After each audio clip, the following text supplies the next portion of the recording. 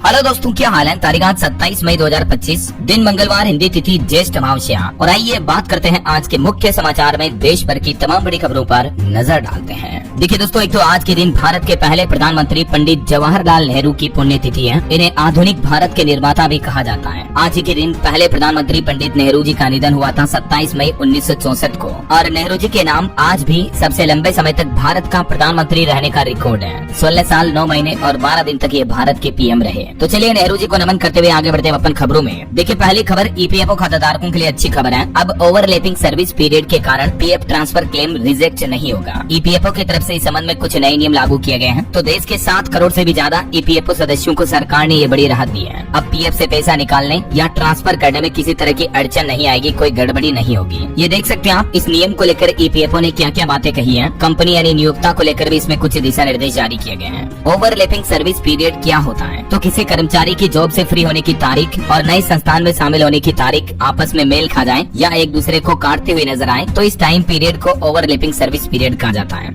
और इसी को लेकर ईपीएफओ की तरफ से ये नए नियम लागू किए गए हैं। अच्छा, यूपीआई यूजर्स के लिए भी एक बड़ी अच्छी खबर आ रही है। गूगल पे, फोन पे, पेटीएम, भीम ऐप, इनका इस्तेमाल करने वाले लोगों को अब अपने बैंक खाते का बैलेंस चेक करने, ऑटो पे और ट्रांजैक्शन स्टेटस चेक करने पर भी लिमिट लगेगी। 31 जुलाई 2025 से ये नया नियम लागू होने जा रहा है, क्योंकि एनपीसीआई को पता चला कि कई लोग बार बार बैलेंस चेक करने की रिक्वेस्ट डालते हैं, अनुरोध करते हैं। तो इससे क्या होता है कि पीक आवर्स में नेटवर्क स्लो हो जाता है और कई बार आपको पता होगा यूपीआई सिस्टम का सर्वर स्लो हो जाता है तो पेमेंट नहीं हो पाते हैं। तो इसलिए एनपीसीआई अब ये लिमिट लगाने जा रहा है। 50 बार से ज्यादा बैलेंस नहीं चेक कर पाएंगे आप अपने बैंक अकाउंट का एक दिन के अंदर अंदर। इसके अलावा भी दूसरे ट्रांजैक्शन स्टेटस चेक करना, इन पर भी लिमिट लगेगी। और स्पेशली पीक आवर्स में ये नियम और सख्त प्रभाव से लागू होंगे, देख सकते हैं आप डिटेल है। अच्छा, इसके अलावा दोस्तों यूपीआई ऐप अब खुद कस्टमर की पूरी कुंडली बता देगा, तो इससे फ्रॉड ट्रांजैक्शन पर लगाम लगेगी। मतलब समझ रहे हो, यूपीआई से पेमेंट करते दौरान अब आपको यूजर के असली बैंक खाते का नाम सामने दिखाई देगा। 30 जून 2025 अगले महीने से ही एनपीसीआई की तरफ से ये भी नए नियम लागू किए जा रहे हैं। गूगल पे, फोन पे, पेटीएम वगैरह इनमें अब डायरेक्ट बैंक में दर्ज नाम ही दिखाई देगा। धोखाधड़ी रोकने और लेन देन को सुरक्षित बनाने के लिए एनपीसीआई की तरफ से ये कदम उठाया गया है। ओके, और चलिए अगला अपडेट देखिए। दिल्ली पुलिस के कर्मचारियों के लिए नया आदेश जारी हुआ। अगर वर्दी में रील बनाई तो खैर नहीं। दिल्ली पुलिस आयुक्त की तरफ से चेतावनी दी गई और कहा गया कि पुलिस कर्मी अपनी वर्दी में इंस्टाग्राम या सोशल मीडिया पर रील्स वगैरह नहीं बना पाएंगे। चलिए दोस्तों, कोरोना वायरस से जुड़ी कुछ बड़ी खबरें देखते हैं। देखिए, भारत में 1000 से ज्यादा कोविड केस सामने आ चुके हैं। देश में दिनों दिन कोरोना का खतरा बढ़ता जा रहा। पिछले एक सप्ताह में ही 750 नए मामले सामने आए। देश की राजधानी दिल्ली में भी आंकड़ा 100 के करीब पहुंच चुका है। और अभी भारत में टोटल सक्रिय मामले जो है वो 1000 के पार हो चुके हैं। यानी एक्टिव केस की संख्या जो अभी देश में कोरोना की, वो टोटल एग्जैक्टली नंबर बताऊं आपको तो 1010 हो चुकी है। और अब तक भारत में कोरोना से 9 मौतें भी हो गई हैं। केरल राज्य में सबसे ज्यादा 430 मरीज पॉजिटिव पाए गए। भारत में कोविड के 4 नए वेरिएंट भी मिले। ये भारत के मानचित्र में आप देख सकते हैं किन किन राज्यों में कोरोना के कुल कितने केस एक्टिव चल रहे हैं। अभी सबसे ज्यादा केरल और दक्षिण भारत के राज्यों में है, जैसे तमिलनाडु, कर्नाटक और महाराष्ट्र में। और एक चिंता की बात तो ये है कि जो अभी कोरोना का JN.1 वेरिएंट चल रहा ना, इसके अलावा भी भारत में कोरोना का एक और नया स्ट्रेन मिला। कुछ लोग जो विदेश से यात्रा करके भारत आए, उन लोगों में कोरोना का यह एक और नया वेरिएंट पाया गया, जो अभी अमेरिका में भी फैल रहा, NB1.8.1। अच्छा, कुछ राज्यों के भी हालात देखिए आप। देश की राजधानी दिल्ली में भी फिर से बढ़ने लगा कोविड-19 का कहर। दिल्ली में अभी उपचाराधीन मरीजों की संख्या 104 पहुंच चुकी है। हालांकि दिल्ली के स्वास्थ्य मंत्री ने लोगों से अपील की और कहा कि कोरोना को लेकर अभी पैनिक होने की जरूरत नहीं है। इधर झारखंड सरकार ने भी नया आदेश जारी किया। अब राज्य के सभी एयरपोर्ट और रेलवे स्टेशन, बस स्टैंड पर भी कोविड जांच की जाएगी लोगों की। यह आदेश जारी हुआ। और डॉक्टरों की छुट्टियां भी कैंसिल करने के निर्देश दे दिए हैं झारखंड राज्य के स्वास्थ्य मंत्री ने। मध्य प्रदेश में भी देखिए, कोविड-19 अलर्ट के बीच एम्स ने बनाई नई टास्क फोर्स। अब कोविड जनरल वार्ड सक्रिय हुआ और लोगों से अपील की है कि कोरोना जैसे लक्षण दिखे तो तुरंत जांच करवाएं। और राजस्थान में तो देखिए एक चौंकाने वाली खबर, 2 महीने की बच्ची भी कोरोना पॉजिटिव पाई गई। अभी राजस्थान प्रदेश में कुल 15 मरीज एक्टिव चल रहे हैं कोरोना के। किन किन जिलों में है ये राजस्थान के मानचित्र में भी आप देख सकते हैं। इन जिलों में कोरोना के नए मरीज आए हैं। और कोरोना के नए वेरिएंट को लेकर बिहार में भी अलर्ट जारी हुआ। पटना में बुलाई गई हाई लेवल मीटिंग भी। और बिहार के स्वास्थ्य विभाग ने सभी अस्पतालों को जांच किट, मास्क, दवाइयां, ऑक्सीजन और आवश्यक उपकरणों की आपूर्ति सुनिश्चित करने के निर्देश भी दिए हैं। हालांकि बिहार सरकार का कहना है कि कोरोना को लेकर वो सतर्क है। जनता से अपील की है कि घबराएं नहीं, लेकिन सतर्क रहें। इधर हरियाणा में भी देखिए 9 दिन में 13 नए कोरोना पॉजिटिव मिले। तो कहीं न कहीं देखा जाए दोस्तों, तो कोरोना का डर एक बार फिर से डराने लगा है। देश भर में फिर से कोरोना के मरीजों के मामले बढ़ने लगे। महाराष्ट्र, झारखंड, राजस्थान और कर्नाटक में काफी ज्यादा मामले सामने आ रहे हैं। इस बीच आईसीएमआर के महानिदेशक का कहना है कि अभी जो ये नए वेरिएंट्स आ रहे हैं, ये उतने ज्यादा गंभीर नहीं है, तो पैनिक होने की कोई जरूरत तो नहीं है। इस बार कोई चिंता की बात नहीं है, लेकिन फिर भी हमें सावधान और सतर्क रहना चाहिए, है ना। चलिए अगली बड़ी खबर देखिए। प्रधानमंत्री नरेंद्र मोदी ने पाकिस्तान को फिर से चेतावनी दी और कहा कि सुख चैन से रोटी खाओ वरना मेरी गोली तो है ही। दरअसल बीते दिन पीएम मोदी आपको पता होगा गुजरात पहुंचे। यहाँ उन्होंने कई जगहों पर जनसभा और रैलियां आयोजित की। गुजरात के भुज में पीएम मोदी बोले कि भारत पर अगर किसी ने आंख उठाई तो बख्शेंगे नहीं। पाकिस्तान को भी चेतावनी दी, अपनी रोटी खाओ शांति से वरना मेरी गोली खानी पड़ेगी। गुजरात में बीते दिन पीएम मोदी ने 24,000 करोड़ के विकास कार्यों का शिलान्यास किया और भारतीय सेना के ऑपरेशन सिंदूर को भारत की भावना का प्रतीक बताया। गुजरात रैली में प्रधानमंत्री ने कहा कि पाकिस्तान की नफरत भरी राजनीति अब बर्दाश्त नहीं की जाएगी। और दोस्तों वैसे ये जो पीएम मोदी का रोड शो था, इसको देखने के लिए कर्नल सोफिया का परिवार भी पहुंचा। उनकी बहन साइना सोफिया बोली कि पीएम मोदी ने महिलाओं को आगे बढ़ाया, वे आज भी गर्व महसूस कर रही है। और ऑपरेशन सिंदूर को लेकर भी देखिए भारतीय सेना ने कुछ नई जानकारियां दी। तीनों सेना प्रमुख ऑपरेशन सिंदूर को मॉनिटर कर रहे थे जिस दिन ये ऑपरेशन आयोजित हुआ। आर्मी ने अब इसको लेकर एक नई बुकलेट जारी की और बीएसएफ के आईजी बोले कि पाकिस्तान ने राजस्थान में 413 ड्रोन अटैक किए थे। राजस्थान के फलोदी एयरबेस को भी पाकिस्तान ने निशाने पर लिया था, लेकिन भारतीय सेना का शौर्य देखिए, राजस्थान में एक भी आम आदमी नहीं मारा गया। और भारत की एक मिसाइल भी बहुत काम आई, आकाश मिसाइल, जिसने दुश्मन के नापाक इरादों पर पानी फेरा। इंडियन आर्मी ने बताया कि राजस्थान में आकाश मिसाइल ने कैसे मार गिराई पाकिस्तानी हथियार। उपराष्ट्रपति जगदीप धनखड़ भी बोले कि ऑपरेशन सिंदूर का लोहा दुनिया ने माना। मध्य प्रदेश में उन्होंने एक जनसभा में कहा कि जिनको चोट लगी है प्रमाण उन्होंने दिया। पीएम मोदी का फैसला लोह पुरुष जैसा है। और जम्मू कश्मीर के उपराज्यपाल भी बोले कि अगर पाकिस्तान ने कोई दुस्साहस किया तो अब हमारी सेना उसे तबाह कर देगी। पड़ोसी मुल्क को एक बार फिर से एलजी मनोज सिन्हा ने भी चेतावनी दी है। और दोस्तों ऑपरेशन सिंदूर जो हमने देखा, उसका लोगो किन्होंने डिजाइन किया देखिए आप। सेना ने उनकी भी तस्वीर जारी की। महज 45 मिनट में बनकर तैयार हुआ था ये लोगो। इस लोगो को बनाने वाले थे लेफ्टिनेंट कर्नल हर्ष गुप्ता और हवलदार सुरिंदर सिंह, जिन्होंने मात्र 45 मिनट में ये ऑपरेशन सिंदूर का लोगो बनाकर तैयार किया। और भारत पाकिस्तान के सीज फायर पर भी पीएम मोदी ने कहा कि सीज फायर में किसी भी देश की कोई भूमिका नहीं रही है। भले ही अमेरिकी राष्ट्रपति डोनाल्ड ट्रंप क्रेडिट ले रहे हो, लेकिन असल में उनकी कोई भूमिका नहीं रही है। बात कुछ यूँ थी कि जब भारतीय सेना पाकिस्तान के 315 किलोमीटर अंदर तक घुसकर 10 मई की आधी रात को पाकिस्तान को सबक सिखाया था, तब यूएस के आगे दंडवत हुआ था पाकिस्तान, अमेरिका के चरणों में जाकर गिर गया था। ऑपरेशन सिंदूर का खौफ पाकिस्तान सहन नहीं कर पाया और सीज फायर की खुद आगे से गुजारिश की। पीएम मोदी ने बीजेपी के कुछ नेताओं को भी नसीहत दी, कहा कि भाषणों में संयम रखें, सोच समझ कर बोले। जांगड़ा और विजय शाह जैसे नेताओं को पीएम मोदी ने नसीहत दी।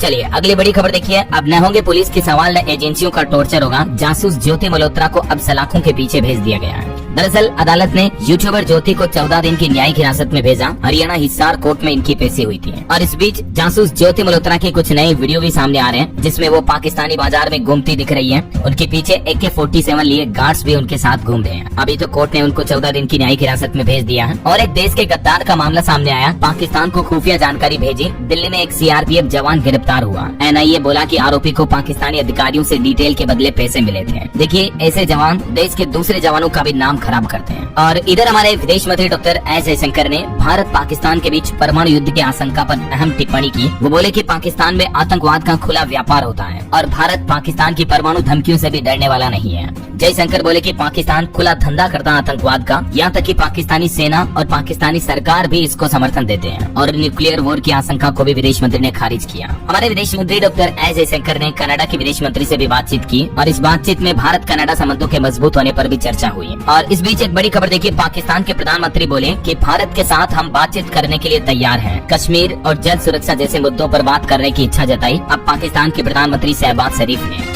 वहीं पाकिस्तान के पीएम तुर्की के राष्ट्रपति से भी मिले। भारत के खिलाफ साथ देने के लिए तुर्की को उन्होंने शुक्रिया भी कहा। इस दौरान उनके साथ आर्मी चीफ मुनीर भी नजर आए। अच्छा, पाकिस्तान के एक और झूठ का भी खुलासा सामने आ रहा। देखिए चीनी मिसाइल की फोटो को एडिट करके उसकी पेंटिंग बनाई और पाकिस्तानी पीएम ने सेना अध्यक्ष को दी थी ये पेंटिंग, जिसको पाकिस्तान ने बनियान उन महसूस की सफलता बताया था। लेकिन फैक्ट चेक में पता चला कि ये तस्वीर ही फर्जी है। देखिए पाकिस्तान कैसे झूठ करता है। बिल्कुल ये वो रियल तस्वीर है और ये वो फेक तस्वीर है जिसको पाकिस्तान ने अपने लिए इस्तेमाल कर लिया झूठी सफलता बताने के लिए। अच्छा, इस बीच देखिए अब हमारी इंडियन आर्मी क्या प्लान कर रही है। वायुसेना अमेरिका और इजराइल से भी बेहतर एयर डिफेंस सिस्टम बना रही है। स्मार्ट ड्रोन का ब्लूप्रिंट भी तैयार हुआ। 1-2 महीने में रूस से भी S-400 की नई मिसाइलें मिल जाएगी। तो ऑपरेशन सिंदूर के दौरान जो पाकिस्तान के सभी हमलों को नाकाम करने वाली भारतीय वायुसेना अब अपने नए सुरक्षा मिशन पर जुट गई है। दुनिया का सबसे बेहतर एडवांस डिफेंस सिस्टम बनाने जा रही है हमारी इंडियन आर्मी। और एक बड़ी खबर देखिए, ऑपरेशन सिंदूर का इफेक्ट कुछ यूँ देखने को मिला। मुस्लिम देशों का दुश्मन भी अब भारत से खरीदेगा हथियार। एक कंपनी के साथ डील साइन हुई है। इजराइल ने भारत से 150 करोड़ का रॉकेट लॉन्चर खरीदा है और इससे पता चलता है कि भारत के हथियारों की वैश्विक पहचान और बढ़ती जा रही है। वहीं देखिए, विदेश में हमारे केंद्रीय मंत्री रविशंकर प्रसाद पेरिस में बोले, बेगुनाह भारतीयों की जान की कीमत पर कोई शांति नहीं होगी। और ब्राजील में केंद्रीय मंत्री शेखावत ने भी कहा कि भारत ने विकास के साथ साथ संस्कृति को भी प्राथमिकता दी। और वैसे आज से हमारे विदेश सचिव विक्रम मिश्री 27 तारीख से 29 मई तक अमेरिका के वाशिंगटन का दौरा करेंगे।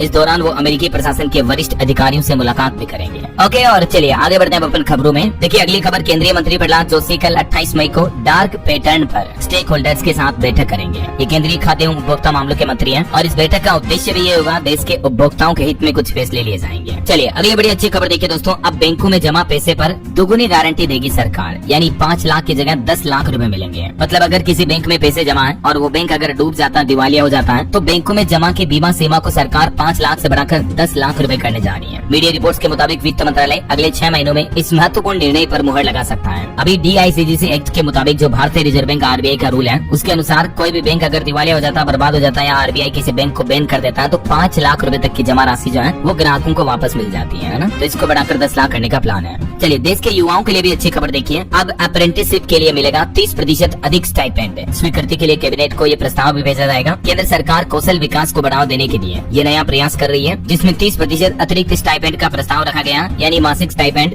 5,000 और 9,000 से बढ़ाकर 6,800 या 12,300 रूपए तक किया जाएगा। और ये मसौदा भी तैयार हो चुका है, जल्द ही केंद्रीय कैबिनेट को ये प्रस्ताव भेजा जाएगा। चलिए बैंकिंग न्यूज से बड़ी खबर देखिए, देश के 2 बड़े प्राइवेट सेक्टर के बैंकों ने FD की ब्याज दरें घटाई है। अब आपकी जेब पर असर पड़ेगा और उन 2 बैंकों में शामिल है, एक तो HDFC बैंक में अब FD कराने पर आपको कम ब्याज मिलेगा। 1 साल की FD पर अधिकतम 6.5% ही ब्याज मिलेगा। इस कटौती के बाद HDFC बैंक की नई इंटरेस्ट रेट क्या होगी, अलग अलग टाइम पीरियड के अकॉर्डिंग आप इस टेबल में देख सकते हैं। ये नई ब्याज दरों की लिस्ट है। और HDFC के अलावा दोस्तों ICICI बैंक ने भी अपनी FD की ब्याज दरों में कटौती की है, 20 बेसिस पॉइंट की है। हाल ही में इससे पहले आपको बताया होगा SBI ने भी FD पर ब्याज दरें घटाई थी, मैंने आपको बताया था। और अभी केनरा बैंक की भी ये FD की लेटेस्ट इंटरेस्ट रेट ये चल रही है। चलिए अगली खबर देखिए, उत्तर प्रदेश के ब्रिजभूषण के खिलाफ यौन शोषण का केस अब खत्म हुआ। नाबालिग पहलवान ने कहा था कि मैं बहकावे में आ गई थी, इसलिए उनके खिलाफ ये आरोप लगाए। पूर्व सांसद बोले कि दूसरा मामला भी जल्दी क्लोज होगा। चलिए अगली बड़ी खबर देखिए दोस्तों, मुंबई में बारिश ने तबाही मचा दी। अंडरग्राउंड मेट्रो स्टेशन में भी पानी भर गया, कई लोकल ट्रेनें भी प्रभावित हुई, हजारों लोग फंस गए। महाराष्ट्र पुणे में भी बादल फट गया, जिससे घरों में पानी भर गया। अभी देश के कई राज्यों में तेज बारिश हो रही है, आगे मैं आपको बताऊंगा और भी मौसम समाचार विस्तार से। अच्छा वैसे मौसम पर एक अच्छी खबर ये आ रही है कि अब बारिश हो या तूफान, मौसम की और भी सटीक भविष्यवाणी हो पाएगी,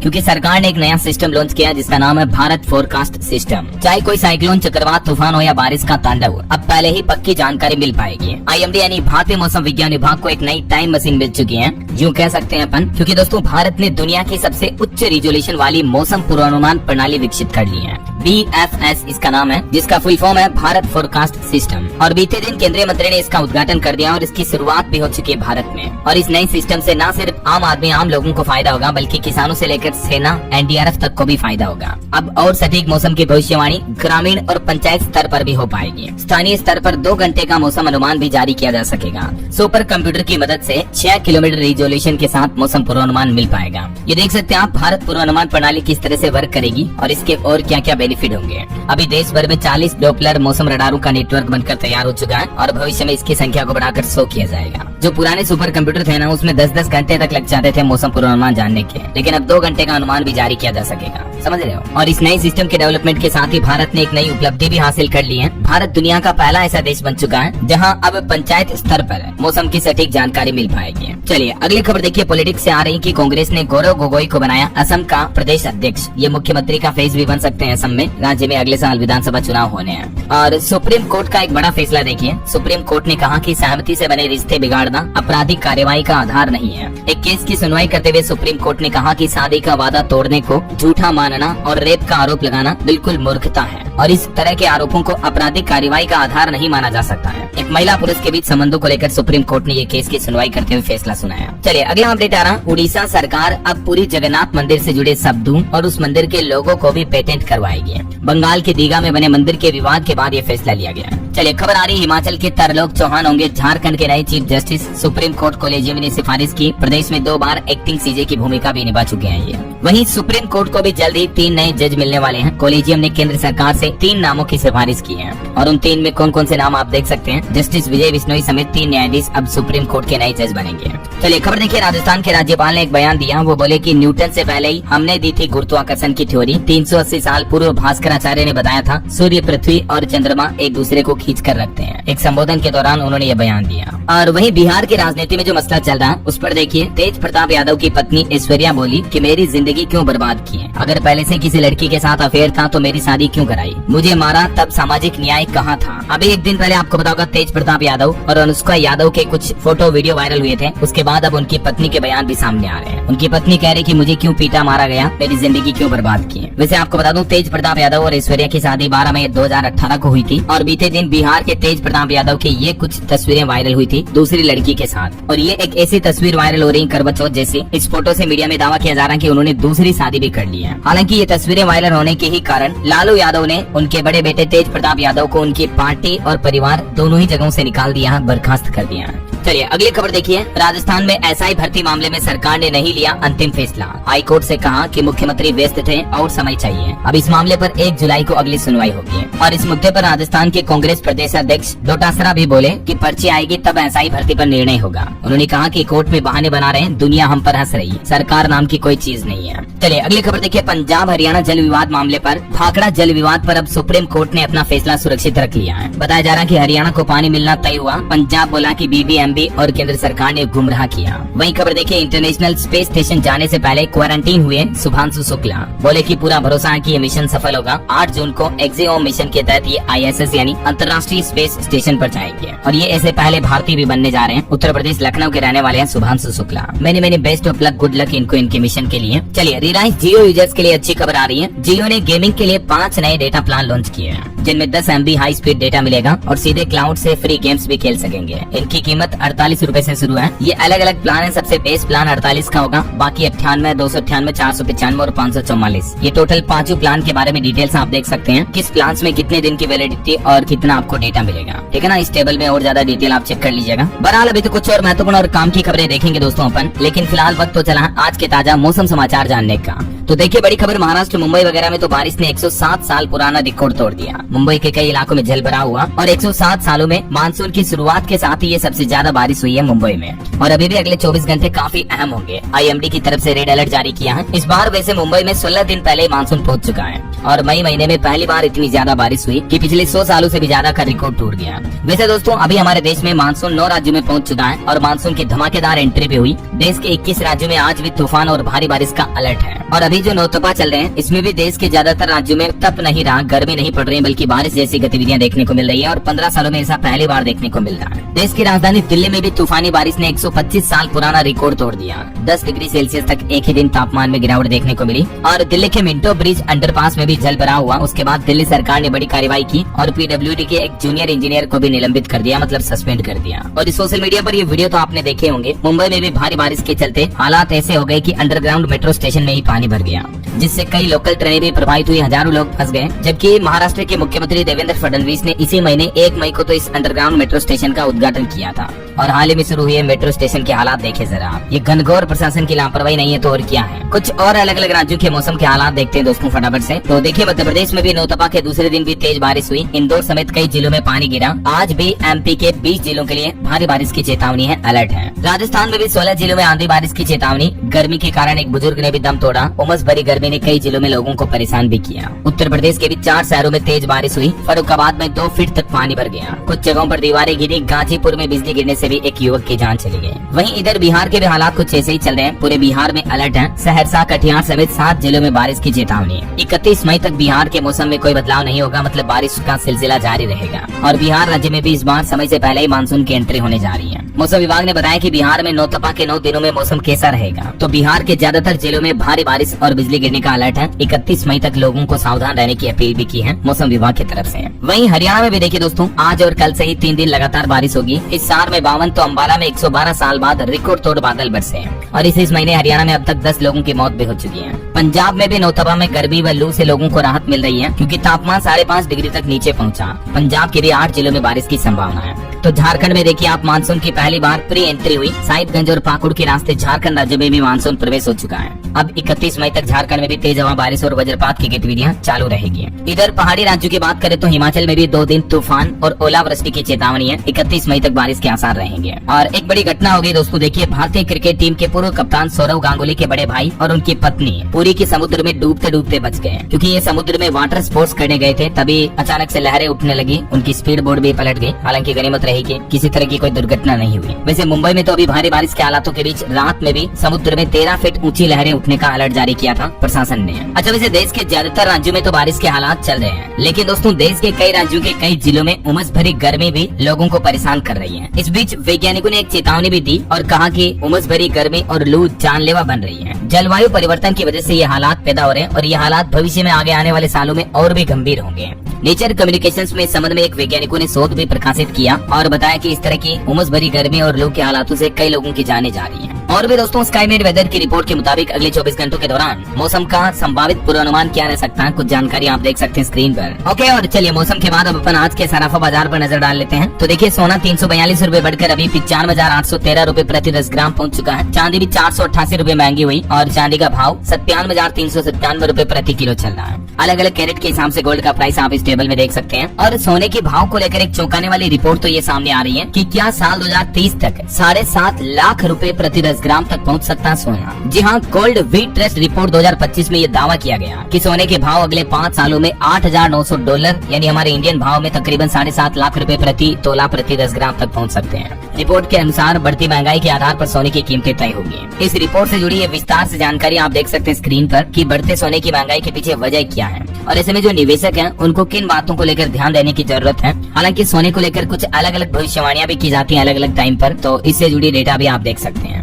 चलिए कुछ मार्केट अपडेट्स भी देख लेते हैं। देखिए, स्टॉक मार्केट में सेंसेक्स 450 अंक चढ़कर अभी 82,176 पर बंद हुआ और वहीं इंडिगो के को फाउंडर कंपनी में अपनी 3.5% हिस्सेदारी बेचेंगे। 6,831 करोड़ में डील होगी। और शेयर मार्केट की ब्रोकरेज कंपनी ग्रो भी अपना आईपीओ लाने जा रही है। 8,500 करोड़ का ये आईपीओ होगा। ओके, और चलिए मार्केट के बाद आगे बढ़ते हैं अपन खबरों में। खेल समाचार पर खबर आ रही है। बीते आईपीएल मैच में पंजाब ने मुंबई को 7 विकेट से हराया, टॉप 2 में जगह पक्की हुई और मुंबई इंडियंस को अब एलिमिनेटर खेलना पड़ेगा। चलिए अगली बड़ी खबर देखिए। सऊदी अरब सरकार 73 साल बाद अब अपने देश में शराब की बिक्री को वापस चालू करने जा रही है। सऊदी अरब में 600 टूरिस्ट स्पॉट पर बियर और वाइन मिल पाएगी। 2026 अगले साल से ये नए कानून लागू होंगे, वरना इतने सालों से सऊदी अरब में शराब पर पूरी तरह से बैन था। लेकिन अब मीडिया रिपोर्ट आ रही है कि सऊदी अरब सरकार वापस वाइन दारू को चालू करने जा रही है। और इजराइल गाजा जंग पर बड़ी खबर देखिए। इजराइल ने गाजा के एक स्कूल पर हमला किया जिसमें 30 लोगों की मौत हो गई। वहीं खबर है कि हमास अब इजराइल के साथ सीज फायर के लिए तैयार हुआ। 10 बंदूकों की रिहाई और 70 दिन युद्ध बंद रखने पर सहमत हुआ। अमेरिका ने यह प्रस्ताव दिया था। और देखिए, अमेरिकी राष्ट्रपति डोनाल्ड ट्रंप भी बोले कि रूस के राष्ट्रपति पुतिन पूरी तरह से पागल हो गए हैं। यूक्रेन पर हवाई हमले के बाद उन्होंने कहा कि मैं उनसे खुश नहीं, बेवजह लोगों की जानें ले रहे हैं। तो ये कुछ अंतर्राष्ट्रीय हमलों का माहौल चल रहा है। चलिए अगली बड़ी खबर देखिए। उत्तर प्रदेश की योगी सरकार ने भी एक बड़ा फैसला लिया। यूपी में अब मृतक शिक्षकों के परिजनों को भी मिलेगी डेथ ग्रेच्युटी। इस संबंध में शासनादेश भी जारी हो चुका है और इस ग्रेच्युटी के लिए क्या नियम और शर्तें होंगी इस बाबत जानकारी भी आप देख सकते हैं। चलिए भारत को लेकर एक रिपोर्ट सामने आ रही है। S&P की रिपोर्ट में दावा किया गया कि भारत की सरकारी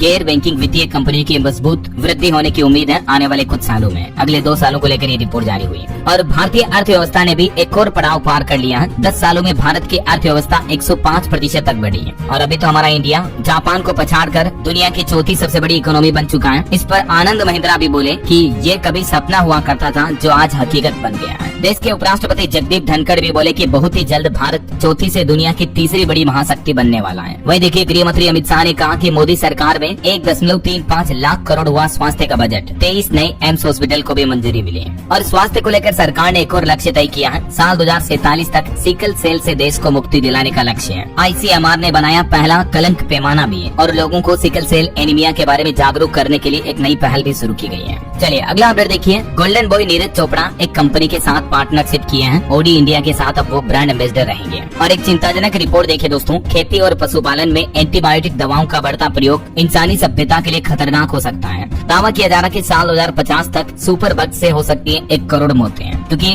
हर जगह पर प्रतिरोधी दवाओं के चलते प्रतिरोधी बैक्टीरिया बढ़ रहे हैं। और ऑक्सफोर्ड यूनिवर्सिटी के द्वारा किए गए वैज्ञानिकों के एक अध्ययन में ये चौंकाने वाला खुलासा सामने आया, देख सकते हैं आप। चलिए खबर देखिए, भारतीय मार्केट रेगुलेटर सेबी का प्लान है इक्विटी डेरिवेटिव्स के एक्सपायरी डे में फिर से बदलाव किया जाएगा। जो F&O ट्रेडिंग वगैरह होती है ना, उनमें ये बदलाव होगा। वही खबर है, पंजाब में अब इजी प्रॉपर्टी रजिस्ट्रेशन सिस्टम शुरू होगा। दिल्ली के पूर्व सीएम अरविंद केजरीवाल और पंजाब के मुख्यमंत्री भगवंत मान ने इस सिस्टम को जनता को समर्पित किया, जिससे कि जमीन, मकान, भूमि, प्लॉट, प्रॉपर्टी वगैरह की रजिस्ट्री आसानी से हो पाएगी। 48 घंटों के अंदर अंदर रजिस्ट्री की प्रक्रिया पूरी होगी और अब स्थानीय सब रजिस्ट्रार ऑफिस जाने की भी जरूरत नहीं होगी। हेल्पलाइन नंबर 1076 के जरिए आप घर पर भी बुला सकते हैं रजिस्ट्रार को। तो ये पंजाब सरकार की नई पहल है। और बिहार सरकार ने भी एक नया आदेश जारी किया, गेहूं की खरीदारी 15 जून तक होगी और किसानों को 48 घंटे के अंदर अंदर गेहूं का भुगतान भी करें। चलिए खबर देखिए, छत्तीसगढ़ के पामेड़ में खुली ग्रामीण बैंक शाखा। मुख्यमंत्री विष्णुदेव साय ने वर्चुअली इसका शुभारंभ किया। और भारत का एक और नया प्लान देखिए, प्रोजेक्ट कुसा, जो कि S-500 को टक्कर देने वाला स्वदेशी मिसाइल डिफेंस सिस्टम बना रहा भारत दुश्मन को मात देगा। और खबर देखिए, global Indian of the year award से नवाजे गए सदगुरु। कनाडा इंडिया फाउंडेशन ने उनको इस अवार्ड से सम्मानित किया। सदगुरु को यह पुरस्कार मानव चेतना को जागृत करने और पर्यावरण संरक्षण के लिए किए गए उनके योगदान के लिए दिया गया। ये ईसा फाउंडेशन के संस्थापक है ना। चलिए खबर आ रही, पद्म पुरस्कार समारोह का भी दूसरा चरण आज आयोजित होगा। 62 लोगों को सम्मानित किया जाएगा इसमें, राष्ट्रपति भवन में आज शाम 6 बजे। चलिए अगली खबर देखिए, हमारे स्कूल को मर्ज ना करें वरना विरोध करेंगे। हिमाचल सरकार के स्कूलों के मर्जर फैसले पर अब छात्राओं ने विरोध करना भी शुरू कर दिया है। वहीं रेल यात्रियों के लिए अच्छी खबर है, गुजरात को मिली 2 नई एक्सप्रेस ट्रेनें। पीएम मोदी ने वीडियो कॉन्फ्रेंसिंग के जरिए इनको हरी झंडी दिखाई। वंदे भारत एक्सप्रेस सप्ताह में 6 दिन चलेगी। वैसे प्रधानमंत्री नरेंद्र मोदी अभी गुजरात दौरे पर हैं और पीएम मोदी ने यहाँ गुजरात से भारत के दूसरे सबसे शक्तिशाली रेल इंजन को भी हरी झंडी दिखाई। 9000 हॉर्स पावर्स का रेल इंजन भारत को देश को सौंपा है। और यहाँ पीएम मोदी ने लोको मैन्युफैक्चरिंग रेलवे वर्कशॉप का भी उद्घाटन किया और पहले made in Dahod electric locomotive engine को हरी झंडी दिखाई। चलिए, माता वैष्णो देवी भक्तों के लिए खुशखबरी आ रही है, अब आपका बाल भी बांका नहीं होगा, आपकी यात्रा और ज्यादा सुरक्षित होगी। श्राइन बोर्ड ने 700 CCTV कैमरे लगाने की मंजूरी दे दी है। श्रद्धालुओं की सुरक्षा के लिए ये हाईटेक कैमरे लगाए जाएंगे, जिनकी मॉनिटरिंग सुरक्षा एजेंसियां रियल टाइम कर पाएंगी।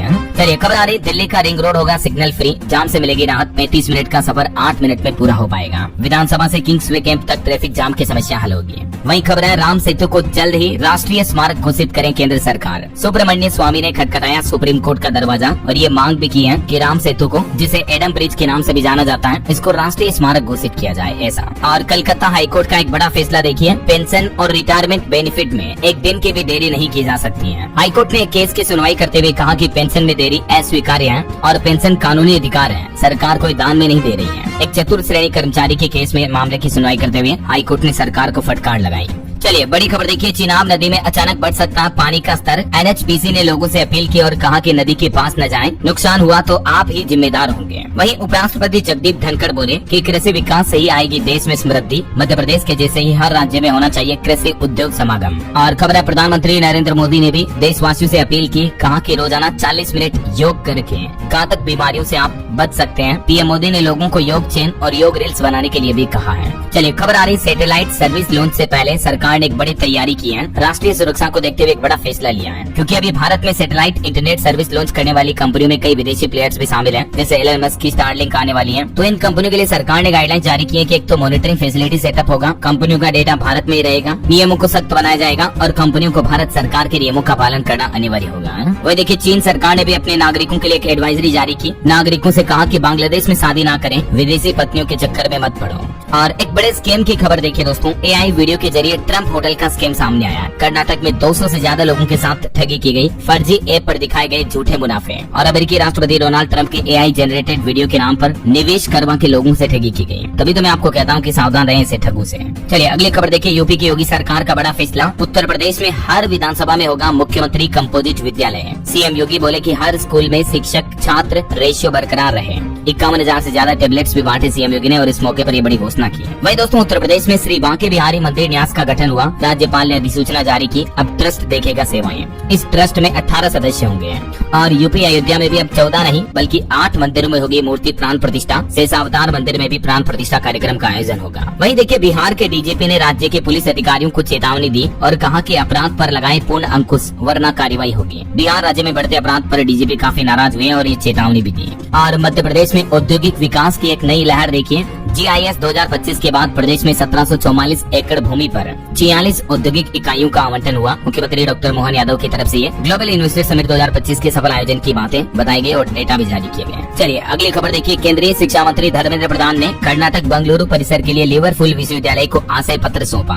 और एक रिपोर्ट सामने आ रही कि MSME सेक्टर का देश के सफल घरेलू उत्पाद में 29% योगदान रहा और 60% से ज्यादा कार्यबल को रोजगार भी दिया देश के MSME सेक्टर ने। नीति आयोग की तरफ से डेटा जारी किए गए, रिपोर्ट जारी की और एक रिपोर्ट सामने आ रही कि 2025 की पहली तिमाही में भारत के पीसी बाजार में भी 8.1% की दमदार बढ़ोतरी देखी गई। वहीं खबर है महंगाई दर कम होने से भारत में परिवारों की क्रय शक्ति में भी सुधार होगा। HSBC की रिपोर्ट में दावा किया गया। और एक अच्छी खबर ये है कि सरकारी NBFC कंपनियों में आने वाले समय में तेजी देखने को मिलेगी। और खबर देखिए जम्मू कश्मीर में प्रमुख रक्षा अध्यक्ष जनरल अनिल चौहान ने उधमपुर में उत्तरी सैन्य कमान का दौरा भी किया और ऑपरेशन सिंदूर की सफलता के बारे में विस्तार से बताया। खबर है ऑपरेशन सिंदूर के बाद दुनिया के दौरे पर गए भारतीय शिष्टमंडल ने भी वैश्विक नेताओं से कहा कि दोषियों को बख्शा नहीं जाएगा। वही देखिए दोस्तों नेशनल मैकेनाइज्ड सैनिटेशन इकोसिस्टम नमस्ते योजना के तहत पंडुचेरी में कौशल विकास प्रशिक्षण कार्यशाला भी आयोजित हुई। और खबर है भारत की पहली विस्टाडोम जंगल सफारी ट्रेन उत्तर प्रदेश में शुरू की गई और भारत ने गोवा में नए अत्याधुनिक केंद्रों के साथ ध्रुवीय एवं महासागरीय अनुसंधान को भी बढ़ावा दिया।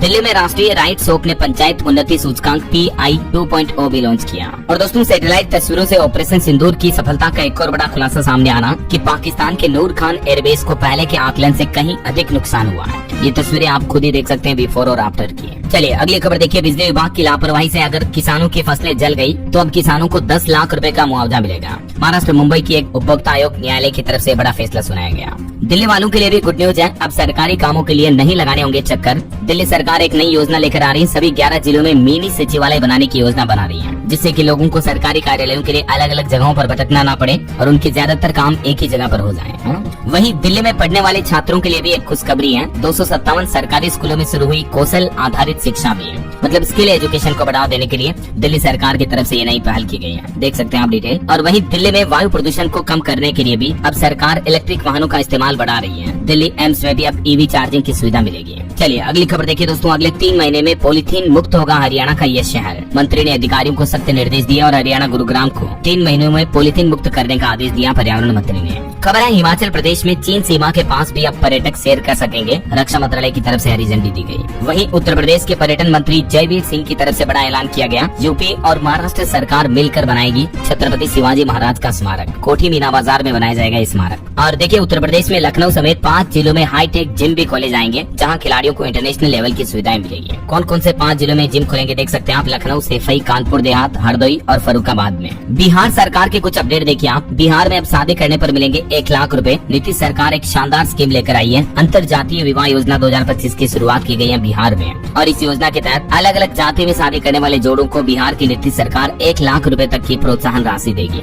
और बिहार सरकार ने आम लोगों को भी एक बड़ा अधिकार दिया। अब जनता के सुझाव के आधार पर होगा सड़कों का निर्माण, मतलब रोड डेवलपमेंट से पहले नीतीश सरकार आम लोगों की भी राय मशवरा लेगी। वही खबर है बिहार के हर पंचायत में होगी पेयजल गुणवत्ता की नियमित जांच। केंद्र सरकार के पोर्टल पर दर्ज होगा ब्यौरा। लोक स्वास्थ्य अभियंत्रण विभाग की तरफ से नई पहल की गई है। और बिहार के शिक्षा विभाग ने भी एक बड़ा फैसला लिया है। 71,632 प्राइमरी स्कूलों को इस तरह से मिलेगा क्वेश्चन पेपर। दरअसल बिहार में अब मासिक और त्रैमासिक परीक्षाओं के प्रश्न पत्र ई शिक्षा कोर्स पोर्टल पर मिलेंगे जिससे कि 2 करोड़ से भी ज्यादा छात्रों का मूल्यांकन हो पाएगा हर महीने और हर 3 महीने में। बिहार में बच्चों का मूल्यांकन होगा। पेरेंट्स मीटिंग में रिपोर्ट कार्ड भी जारी किए जाएंगे। बिहार सरकार की तरफ से नया आदेश जारी किया गया है। और एक अच्छी खबर है बिहार के छात्र आसानी से बन सकेंगे एंटरप्रेन्योर। सभी सरकारी पॉलिटेक्निक और इंजीनियरिंग कॉलेजों में ये काम भी शुरू होने जा रहा है। बिहार में स्टार्टअप प्रोग्राम बिहार नाम से नई पहल शुरू करें बिहार सरकार जिसके तहत एंटरप्रेन्योरशिप को बढ़ावा मिलेगा। चलिए अगली खबर देखिए आप। 15,000 करोड़ रुपए में तैयार हो रहा नया एक्सप्रेस वे। मात्र 10 घंटे में आपका सफर पूरा हो जाएगा। मध्य प्रदेश इंदौर से लेकर हैदराबाद के बीच ये 713 किलोमीटर लंबा एक्सप्रेस वे बनने जा रहा है। यूपी सरकार की भी एक नई पहल है। प्रदेश में 9 नए एक्सप्रेस वे बनाए जाएंगे जाएंगे, जिनसे कई जिलों को फायदा होगा। इन जिलों के रूट से होकर ये एक्सप्रेस वे गुजरेंगे। इस परियोजना पर 20,000 करोड़ से भी ज्यादा खर्च किए जाएंगे, है ना। वही खबर है दोस्तों, दिल्ली सरकार 31 मई को जारी करेगी अपना रिपोर्ट कार्ड कि बीते 100 दिनों में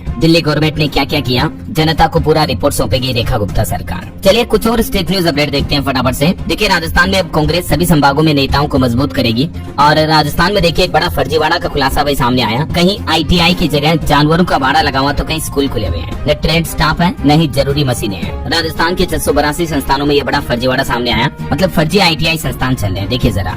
और राजस्थान में बुजुर्गों को आत्मनिर्भर बनाने के लिए भी एक नई कार्यशाला का आयोजन होगा। सभी जिलों में 1 दिवसीय कार्यशाला आयोजित होगी, बुजुर्गों को ट्रेनिंग दी जाएगी। 28 मई को राजस्थान सरकार का ये प्लान है। और खबर देखिए, देश भर की अदालतों में अंबेडकर की प्रतिमा लगाने की मांग की गई। मध्य प्रदेश के भीम आर्मी नेता दामोदर यादव बोले कि ग्वालियर हाईकोर्ट में मूर्ति लगाकर रहेंगे। वही खबर है, मध्य प्रदेश और छत्तीसगढ़ पेंशनरों को कम मिल रहा महंगाई भत्ता, नियमित कर्मचारियों से 2% कम DA मिलने से नाराज हुए कर्मचारी और विरोध भी कर रहे हैं। और देखिए मध्य प्रदेश में स्कूल कॉलेजों के पास पान तंबाकू की दुकानें हटाई जाएगी। सागर से ये नई पहल शुरू की जा रही है। वहीं खबर है, छत्तीसगढ़ में 2 दिन में ही 1650 करोड़ के इन्वेस्टमेंट मिले। प्रदेश में हेल्थ, इलेक्ट्रिसिटी, कोल्ड ड्रिंक्स और AI से जुड़े नए प्रोजेक्ट शुरू होने जा रहे हैं। और खबर देखिए, छत्तीसगढ़ चैम्बर ऑफ कॉमर्स ने किया कार्यकारिणी का विस्तार, ललित जयसिंह बने प्रदेश के कार्यकारी अध्यक्ष। छत्तीसगढ़ हाईकोर्ट ने भी EWS आरक्षण पर सख्ती दिखाई और राज्य सरकार से पूछा कि अभी तक ये क्यों नहीं लागू हुआ। नौकरियों में 10% EWS आरक्षण का प्रावधान है। EWS यानी इकोनॉमिकली वीकर सेक्शन, यानी जो आर्थिक रूप से कमजोर लोग बाग हैं, उनके लिए आरक्षण क्यों नहीं लागू किया गया।